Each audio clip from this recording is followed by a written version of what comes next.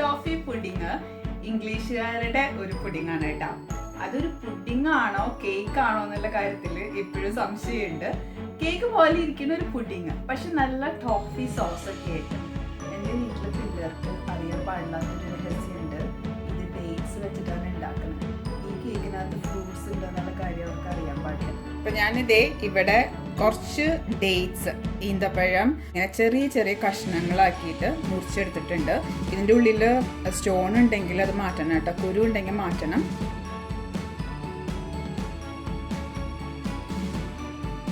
ഞാനിവിടെ ഒരു വലിയ പോർഷനാണ് പുഡിംഗ് ഉണ്ടാക്കണേ കേട്ടോ. നിങ്ങൾക്ക് ഇത്രയ്ക്ക് വേണ്ടെങ്കിൽ ഇതിനെ ഹാഫ് ചെയ്തിട്ട് ഒരു ചെറിയ ക്വാണ്ടിറ്റിയിൽ ഉണ്ടാക്കിയാൽ മതി. ഇതിലേക്ക് ഒരു 1/2 ടീസ്പൂൺ ബേക്കിംഗ് സോഡ നമുക്ക് ആഡ് ചെയ്യണം.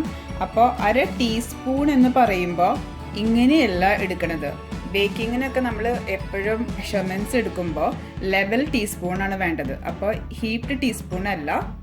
അപ്പോൾ അതേ ഇങ്ങനെ ഒരു സ്പൂണോ എന്തെങ്കിലും വെച്ചിട്ട് ഒന്നിങ്ങനെ ലെവലാക്കിയിട്ടാണ് നമ്മൾ എപ്പോഴും ബേക്കിംഗ് ചെയ്യുമ്പോൾ സാധനങ്ങൾ മെഷർ ചെയ്യേണ്ടത്.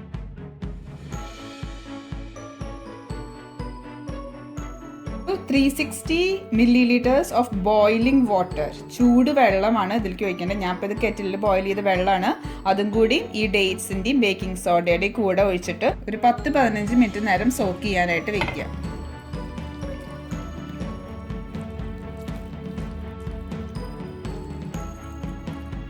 ഈ ചൂട് വെള്ളത്തിൽ കിടന്നിട്ട് ഡേറ്റ്സ് ഒന്ന് സോഫ്റ്റ് ആയിട്ട് വരട്ടെ. എപ്പോ അവൻ യൂസ് ചെയ്യുമ്പോഴും പ്രീ ഹീറ്റ് ചെയ്യാനായിട്ട് മറക്കരുത് കേട്ടോ. നമ്മൾ ഗ്യാസ് ഒക്കെ യൂസ് ചെയ്യുന്ന പോലെ പാത്രം വെച്ചിട്ട് തീ കത്തിക്കാന്ന് വെച്ച് പോയി കഴിഞ്ഞാൽ ബേക്കിംഗ് വർക്ക് ചെയ്യില്ല. ഞാനിവിടെ 180°C ഫാൻ ഹീറ്റിങ്ങിലാണ് ഇത് പ്രീ ഹീറ്റ് ചെയ്യാൻ പോണത്. 10 മിനിറ്റെങ്കിലും മിനിമം പ്രീ ഹീറ്റ് ചെയ്തിടണം. നമ്മൾ പുഡിംഗ് ഉണ്ടാക്കുന്ന പാത്രം നമുക്കൊന്ന് ഗ്രീസ് ചെയ്തെടുക്കണം. അപ്പം സാധാരണ ഞാൻ കുക്കിംഗ് ഓയിൽ സ്പ്രേ ചെയ്യാറ് ടിന്നിൻ്റെ മുകളിലൊന്നും.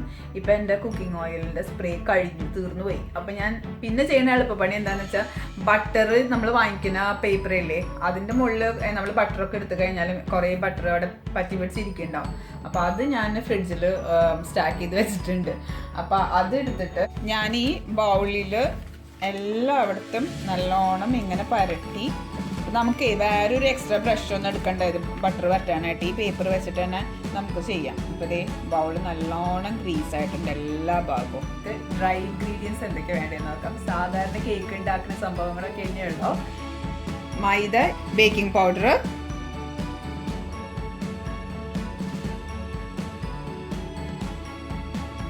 സോൾട്ടും.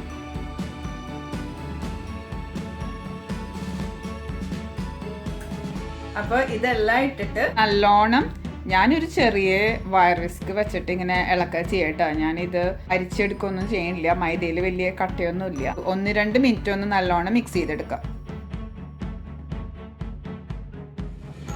അപ്പോൾ ഇനി വെറ്റ് ഇൻഗ്രീഡിയൻസിന് എന്തൊക്കെയാണ് വേണ്ടതെന്ന് നോക്കാം. ഞാനിവിടെ 150 ഗ്രാംസ് ബട്ടർ, അത് ഒരു 1/2 മണിക്കൂർ മുന്നേ ഫ്രിഡ്ജിൽ നിന്ന് എടുത്ത് പുറത്ത് വെച്ചിട്ടുണ്ടായിരുന്നു. അപ്പോൾ റൂം ടെമ്പറേച്ചറിലുള്ള ബട്ടർ. അപ്പൊ ഇതിപ്പോ നല്ല സോഫ്റ്റ് ആയിട്ടുണ്ട് കേട്ടോ. അപ്പൊ ഈ ബട്ടർ നമുക്ക് ആദ്യം ഒന്ന് ബീറ്റ് ചെയ്ത് ഒത്തിരി കൂടി ഒന്ന് ക്രീമി ആക്കി എടുക്കാം.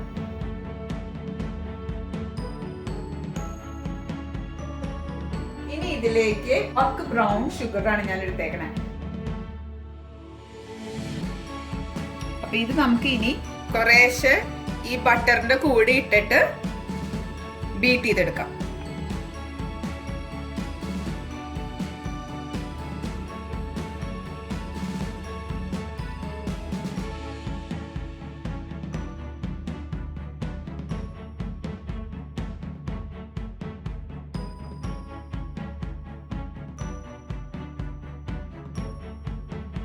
ഇടയ്ക്ക് ഒന്ന് സ്റ്റോപ്പ് ചെയ്തിട്ട് ഇതിന്റെ സൈഡിലുള്ള കയറിയിരിക്കുന്ന ബട്ടറും ഷുഗറും ഒക്കെ ഒന്ന് ഉള്ളിലേക്ക് ആക്കിയിട്ട് കൊടുക്കാം.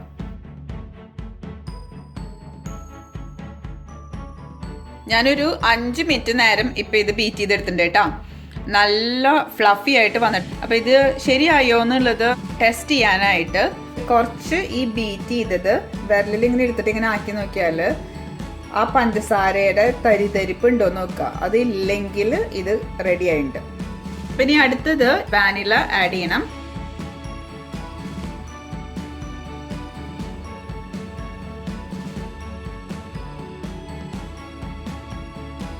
വാനില എക്സ്ട്രാക്ട് ഒഴിച്ചിട്ട് ബീറ്റ് ചെയ്തിട്ടുണ്ട്. ഇനി ബൗളിന്റെ സൈഡിൽ നിന്നൊക്കെ ഒന്നും കൂടി ഒന്ന് ഇറക്കിയിടാം. അപ്പൊ 4 മുട്ടയാണ് ഇതിലേക്ക് ആഡ് ചെയ്യേണ്ടത്. 4 വലിയ മുട്ട. അപ്പൊ 4 കൂടി ഒരുമിച്ചല്ല ആഡ് ചെയ്യുക, ഓരോന്നായിട്ട് ആഡ് ചെയ്തിട്ട് ബീറ്റ് ചെയ്തെടുക്കാം.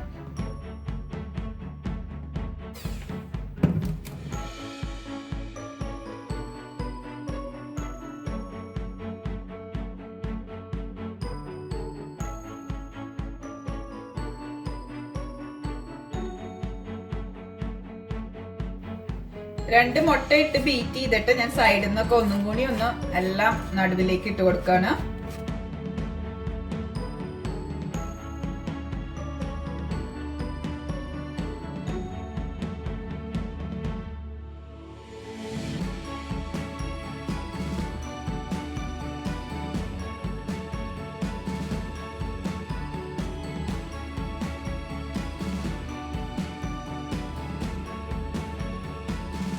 ഇപ്പൊ 4 മുട്ടയും ഇട്ട് കഴിഞ്ഞു. നമുക്ക് ഒന്നും കൂടി സൈഡൊക്കെ നല്ലോണം വടിച്ച് ഇതിന്റെ നടുവിലേക്ക് ആക്കാം. ഇനി ഇതിലേക്ക് നമ്മൾ മെഷർ ചെയ്ത് വെച്ചിട്ടുള്ള ഫ്ലവറും ബേക്കിംഗ് പൗഡറും സോൾട്ടും കൂടിയുള്ളത് ഡ്രൈ ഇൻഗ്രീഡിയൻസ് ഇട്ട് കൊടുക്കുക. നല്ലോണം മിക്സ് ചെയ്യാം. ആദ്യം ഞാൻ ഈ സ്പാച്ചിൽ വെച്ചിട്ട് ഒന്ന് മിക്സ് ചെയ്തെടുക്കട്ടെ.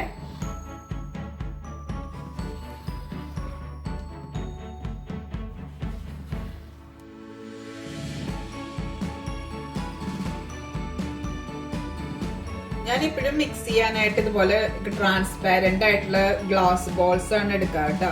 അപ്പൊ നമ്മൾ ഇങ്ങനെ ഫ്ലവർ ഒക്കെ ഇട്ട് മിക്സ് ചെയ്യുമ്പോഴേ നമുക്ക് ഇതിന്റെ സൈഡിൽ കൂടെ നോക്കിയാൽ കാണാൻ പറ്റും അടിയിലോ എവിടെയെങ്കിലും ഒക്കെ ഇത് പ്രോപ്പർ ആയിട്ട് മിക്സ് ആവാണ്ട് എടുക്കണ്ടോന്നുള്ളത്.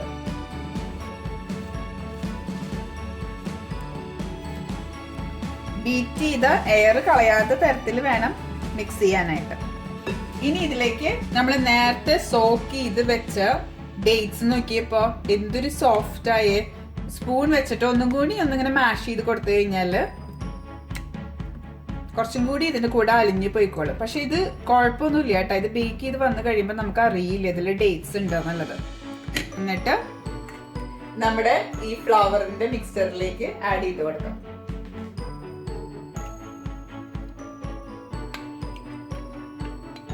ഒന്നും കൂടി ഇതെല്ലാം കൂടെ മിക്സ് ചെയ്തെടുക്കാൻ പോവാ.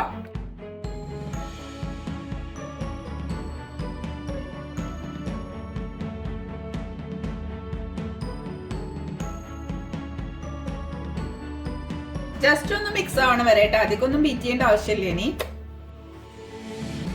അപ്പേ ഞാൻ ഇതിന്റെ അടിയിലൊക്കെ നോക്കാം. എല്ലാ സൈഡും എല്ലാവർക്കും നല്ലോണം മിക്സ് ആയിട്ടുണ്ട്. അതാണ് ഈ ഗ്ലാസ് ബൗൾ യൂസ് ചെയ്യുന്നത്, അതിന്റെ ഒരു ഗുണം കേട്ടോ. ഇനി നമുക്ക് ഇത് നമ്മൾ നേരത്തെ പ്രിപ്പയർ ചെയ്ത് വെച്ചിട്ടുള്ള പാനിലേക്ക് ഒഴിക്കാം.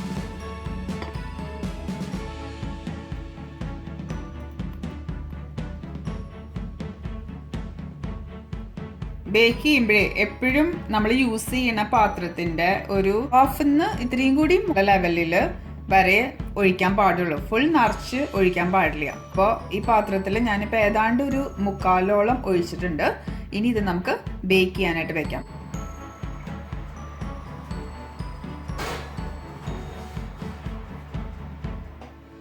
അതുപോലെ നമ്മൾ ബേക്ക് ചെയ്യാനായിട്ട് അവനിൽ എന്തെങ്കിലും വെക്കുമ്പോൾ പ്രീഹീറ്റ് ചെയ്ത് വെച്ച് കഴിഞ്ഞിട്ട് പിന്നെ ഈ അവൻ ഡോർ കംപ്ലീറ്റ് ആയിട്ട് ഇത് തുറന്നിട്ട് പിന്നെ സാധനം തപ്പാൻ പോകരുത്. പക്ഷെ അത്യാവശ്യത്തിനുള്ളത് മാത്രം തുറന്ന് കൈ പൊള്ളിക്കാണ്ട് അത് അവനിൽ വെച്ചിട്ട് ഭയങ്കരമായിട്ട് സ്ലാം ചെയ്ത് ഡോർ അടയ്ക്കുകയും ചെയ്യരുത്. മെല്ലെ ഡോർ അടയ്ക്കണം.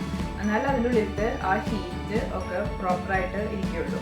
വേറൊരു കാര്യം കൂടി ശ്രദ്ധിക്കാനുള്ളത് എന്താണെന്ന് വെച്ചാൽ എത്ര നമുക്ക് ആങ്സൈറ്റി ഉണ്ടെങ്കിലും ആദ്യത്തെ 10 മിനിറ്റ് നേരത്തേക്ക് അവൻ ഡോർ തുറക്കാനും പാടില്ല. ആ ഭാഗത്തേക്ക് പോകണ്ട. അതിന്റെ കാര്യം മറന്നു. 10 മിനിറ്റ് പോയിട്ട് എന്തെങ്കിലുമൊക്കെ ചെയ്തോ. 10 മിനിറ്റിന് ശേഷം നിങ്ങൾക്ക് അത്രയും സഹിക്കാൻ പറ്റണില്ലെങ്കിൽ തുറക്കാണ്ടിരിക്കാൻ പറ്റണില്ലെങ്കിൽ വേണമെങ്കിൽ തുറന്നു നോക്കിക്കോ. ടേൺ ചെയ്യണമെങ്കിൽ ടേൺ ചെയ്യുകയൊക്കെ ചെയ്യാം. ഇപ്പോൾ ഒരു സൈഡ് എല്ലായിടത്തേക്കും അവൻ ചൂട് ഒരുമിച്ച് ഒരേപോലെ കിട്ടണില്ലെങ്കിൽ നമുക്ക് വേണമെങ്കിൽ ഒന്ന് പാത്രം തിരിച്ചു വെക്കുകയൊക്കെ ചെയ്യാം. പക്ഷെ ഫസ്റ്റ് 10 മിനിറ്റ്സിന് അവന് ബേക്ക് ചെയ്യാൻ വെച്ച സാധനത്തിനെയും പറ്റിയിട്ട് മറക്കാം. കേക്ക് അവിടെ ബേക്ക് ആയിരിക്കുന്ന സമയം കൊണ്ട് നമുക്ക് ടോഫി സോസ് ഉണ്ടാക്കിയെടുക്കാം. അപ്പൊ അതിന് ഞാനിവിടെ ഒരു പാൻ മീഡിയം ഹീറ്റിൽ വെച്ചിട്ട് അതിലേക്ക് ബട്ടർ ഇട്ടിട്ടുണ്ട്. ഡാർക്ക് ബ്രൗൺ ഷുഗർ തന്നെ ആഡ് ചെയ്യാം.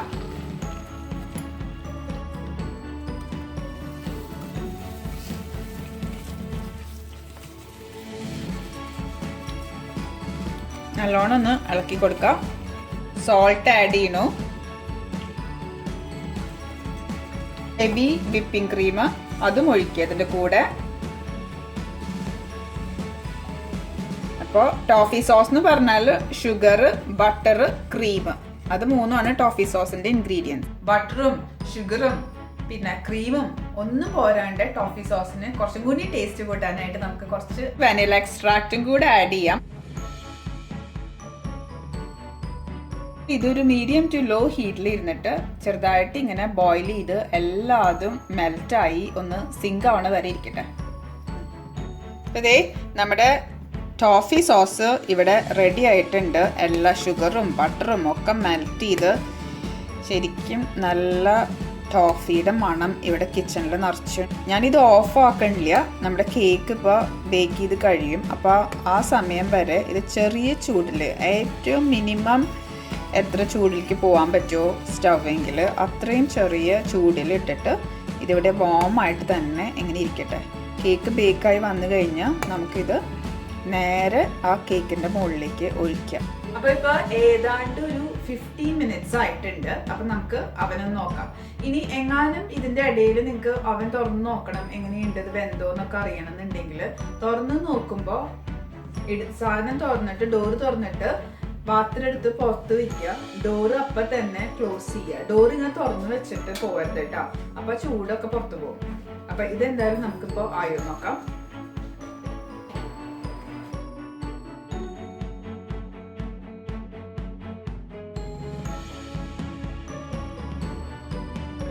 ഇത് കണ്ടിട്ട് ആയ പോലെ ഉണ്ട്. നമുക്കിനി ഇതൊരു ചെറിയ വടി വെച്ചിട്ടൊന്ന് കുത്തി നോക്കാം. സ്റ്റിക്ക് ക്ലീൻ ആണ്, ഇപ്പം വെന്തിട്ടുണ്ട്. ഇനി നമുക്ക് ഇതിൽ ചെയ്യേണ്ടത് എന്താണെന്ന് വെച്ചാൽ ഈ സ്റ്റിക്കിന് നമുക്ക് യൂസ് ചെയ്യാം, അല്ലെങ്കിൽ നൈഫോ എന്തെങ്കിലും വെച്ചിട്ട് ഇതിൽ മുഴുവനും ഇങ്ങനെ ഹോൾസ് ഉണ്ടാക്കി കൊടുക്കാം. കാരണം ഇനി നമ്മൾ ചെയ്യാൻ പോണത് ആ ഉണ്ടാക്കി വെച്ച ടോഫി സോസ് ഇതിൻ്റെ മുകളിൽ ഒഴിക്കാൻ പോവാണ്. ഞാനൊന്ന് ഓഫ് ആക്കട്ടെ. അപ്പോൾ ഇതിൻ്റെ എല്ലായിടത്തും നല്ലോണം ഇങ്ങനെ ഹോൾസ് ഉണ്ടാക്കുക. അപ്പോൾ ഇതിൻ്റെ മുകളിൽ ഇങ്ങനെ ക്രാക്സ് വീണതൊന്നും പേടിക്കാനോ ടെൻഷൻ അടിക്കാനോ ഒന്നുമില്ല. സോസ് വന്ന് അതിൻ്റെ മുകളിലെല്ലാം കവറാവും. ഇതിൻ്റെ ഉള്ളിലേക്ക് സോസൊക്കെ നല്ലോണം ഇറങ്ങി പോട്ടെ. ഹോട്ടായിട്ട് ഇരിക്കുന്ന ടോഫി സോസ് ഇതിൻ്റെ മുകളിൽ എല്ലായിടത്തും ഒഴിക്കുക.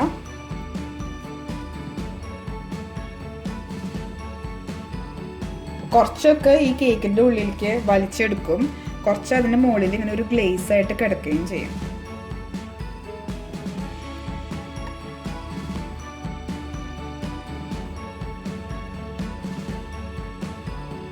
അപ്പോൾ ഈ ക്രാക്സിൻ്റെ ഉള്ളിൽ കൂടെയൊക്കെ ഈ സോസ് ഈ കേക്കിൻ്റെ ഉള്ളിൽ അബ്സോർബ് ചെയ്തിട്ട് നല്ല മോയിസ്റ്റ് ഒരു കേക്കായിട്ട്, ഒരു പുഡിംഗ് ആയിട്ട്, ഇപ്പം എനിക്ക് പറയുമ്പോൾ തന്നെ കൺഫ്യൂഷനാണ് ഇത് കേക്കാണോ പുഡിംഗ് എന്ന്.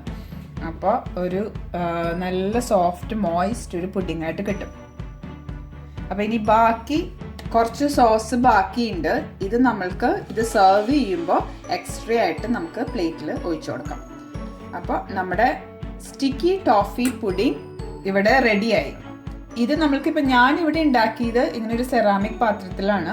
ഇങ്ങനത്തെ പാത്രം വേണമെന്ന് നിർബന്ധമൊന്നുമില്ല, നമ്മുടെ സാധാരണ കേക്ക് ടിന്നിൽ ഉണ്ടാക്കാം, കുഴപ്പമൊന്നുമില്ല. അത് കഴിഞ്ഞിട്ട് നമുക്ക് ഇതിപ്പോൾ എനിക്ക് ഇങ്ങനെ തന്നെ ഇത് സെർവ് ചെയ്യാനായിട്ട് ഈ പാത്രം തന്നെ യൂസ് ചെയ്യാൻ പറ്റും. അപ്പോൾ അതിനാണ് ഞാൻ ഇതിലുണ്ടാക്കിയത്. വേറെ പാത്രത്തിലേക്ക് മാറ്റേണ്ട ആവശ്യമൊന്നുമില്ല. ആരെങ്കിലും റോ ഡേറ്റ്സ് കണ്ടിട്ടില്ലെങ്കിൽ ഇങ്ങനെയാണ് കേട്ടോ അത് ഇരിക്കുന്നത്. ഞങ്ങൾ കഴിഞ്ഞ ദിവസം മാർക്കറ്റിൽ പോയപ്പോൾ അവിടെ നിന്ന് വാങ്ങിച്ചതാണ്. വലിയൊരു ബഞ്ച് ഉണ്ടായിരുന്നു, പിക്കിള് ഇടാൻ വേണ്ടിയിട്ട് വാങ്ങിച്ചു വെച്ചതാണ്. പക്ഷെ ഇതിപ്പോൾ ടേസ്റ്റ് നോക്കി എല്ലാം രണ്ടെണ്ണമായി ബാക്കി. മുറിച്ച് കാണിച്ചു തരാം കേട്ടോ. അപ്പം ഇത് നോക്കിയേ, മുറിച്ചതിനകത്തെ കുരു കണ്ട ഇതുപോലെയാണ് റോ ഡേറ്റ്സ് ഇരിക്കണേ, ആരെങ്കിലും കണ്ടിട്ടില്ലെങ്കിൽ. ഞാനിവിടെ കുറച്ച് പീക്കൻ നട്ട്സ് ഒന്ന് ടോസ്റ്റ് ചെയ്ത് എടുത്തിട്ട് ഈ സ്റ്റിക്കി ടോഫി പുഡിങ്ങിൻ്റെ മുകളിൽ ഒന്ന് ആഡ് ചെയ്യാം. പീക്കൻ നട്ട്സ് നമ്മളിവിടെ ഒരു 10 മിനിറ്റ്സ് 200 ഡിഗ്രി സെൽഷ്യസിൽ ഇട്ടിട്ട് ടോസ്റ്റ് ചെയ്തിട്ടുണ്ട്. അപ്പോൾ അതിൻ്റെ കളറൊക്കെ മാറി ഇത് നല്ലൊരു ക്രഞ്ചി ആയിട്ട് വന്നിട്ടുണ്ട്. അപ്പോൾ ഇതും കൂടി നമ്മുടെ പുഡിങ്ങിൻ്റെ മുകളിൽ ആഡ് ചെയ്തിട്ട് നമുക്ക് കഴിക്കാം. ഇനിയിപ്പോൾ പീക്കൻ നട്ട്സ് കിട്ടുന്നില്ലെങ്കിൽ ആൽമണ്ട്സ് ആയാലും ഇതുപോലെ ഒന്ന് ടോസ്റ്റ് ചെയ്തിട്ട് ഇട്ട് കൊടുക്കാം. ഇനിയിപ്പോൾ നട്ട്സ് ഒന്നും ഇല്ലെങ്കിലും കുഴപ്പമൊന്നുമില്ല. ഈ പുഡിങ്ങും ഐസ്ക്രീമിൻ്റെ കൂടിയോ ക്രീമിൻ്റെ കൂടിയോ ഒക്കെ നമുക്ക് ഈ പുഡിങ് സെർവ് ചെയ്യാം.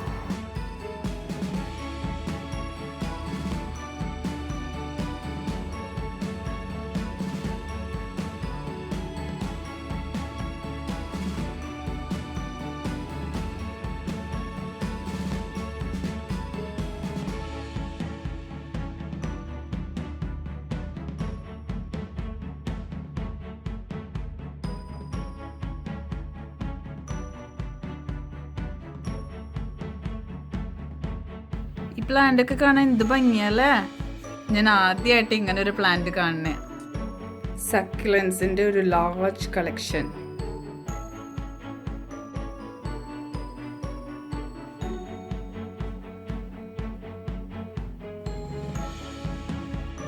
ഇത് ഞാൻ ഗാർഡൻ സെന്ററിലൊന്നല്ല കേട്ടോ, എൻ്റെ ഒരു ഫ്രണ്ടിൻ്റെ വീട്ടിലാണ്. ലീന അടിപൊളി ഇൻഡോർ പ്ലാന്റ്സിൻ്റെ കളക്ഷനാണ് ലീനയുടെ വീട്ടിൽ മുഴുവനും. ഇത് ഓരോരോ സൈഡിൽ പോയി നോക്കിക്കഴിഞ്ഞാൽ ഓരോരോ വെറൈറ്റി, ഇവിടെ ഇല്ലാത്ത പ്ലാന്റ്സ് ഒന്നുമില്ല. ഗാർഡൻ സെന്ററുകളിലുള്ള എല്ലാ പ്ലാന്റ്സും ലീനയുടെ വീട്ടിലുണ്ട്.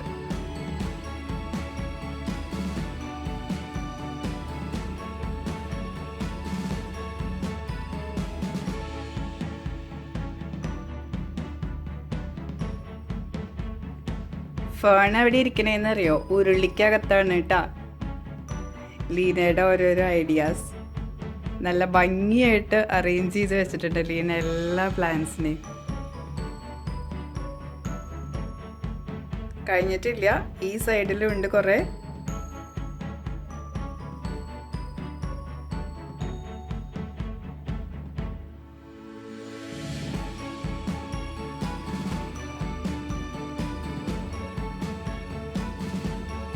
എന്തൊക്കെ വെറൈറ്റി പ്ലാന്റ്സ്, ഞാൻ ഗാർഡൻ സെന്ററിൽ പോലും കാണാത്ത തരത്തിലുള്ള പ്ലാന്റ്സ് ആണ് ഇവിടെ.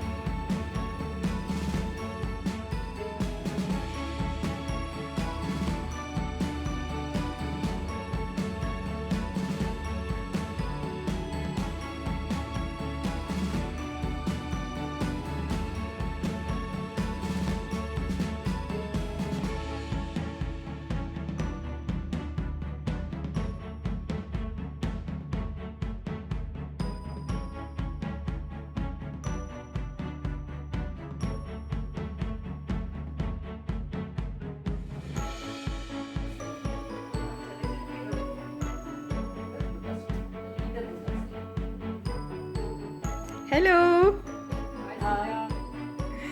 അപ്പൊ ഇത്രയും പ്ലാന്റ്സിന്റെ ഓണറാണ് ഇതെന്റെ ഫ്രണ്ട് ലീന.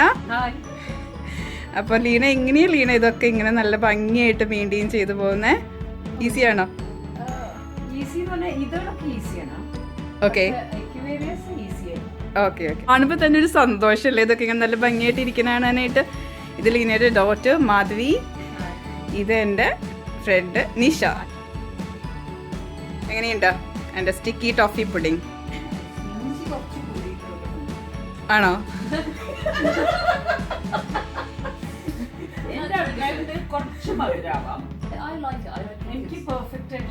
ആണോ ലീന?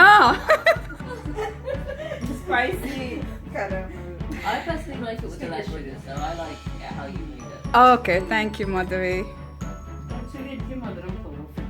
ആണോ? Okay, good. അപ്പോൾ എല്ലാവർക്കും ഇഷ്ടപ്പെട്ടു, കുഴപ്പമില്ല. ഓക്കെ, അപ്പോൾ എല്ലാവരും ട്രൈ ചെയ്ത് നോക്കാവുന്ന റെസിപ്പിയാണോ? Okay okay. Oh, thank you Leena. അപ്പോൾ എൻ്റെ ഫ്രണ്ട്സിന് എല്ലാവർക്കും ഇഷ്ടപ്പെട്ടിട്ടുണ്ട്. ടേസ്റ്റ് ചെയ്തവർക്ക് എളുപ്പമാണ് ഇത് ഉണ്ടാക്കാനായിട്ട്. അപ്പോൾ എല്ലാവരും ഉണ്ടാക്കി നോക്കിയിട്ട് കമൻസ് എന്തെങ്കിലും ഉണ്ടെങ്കിൽ പറയട്ടോ. Thank you for watching. Bye bye.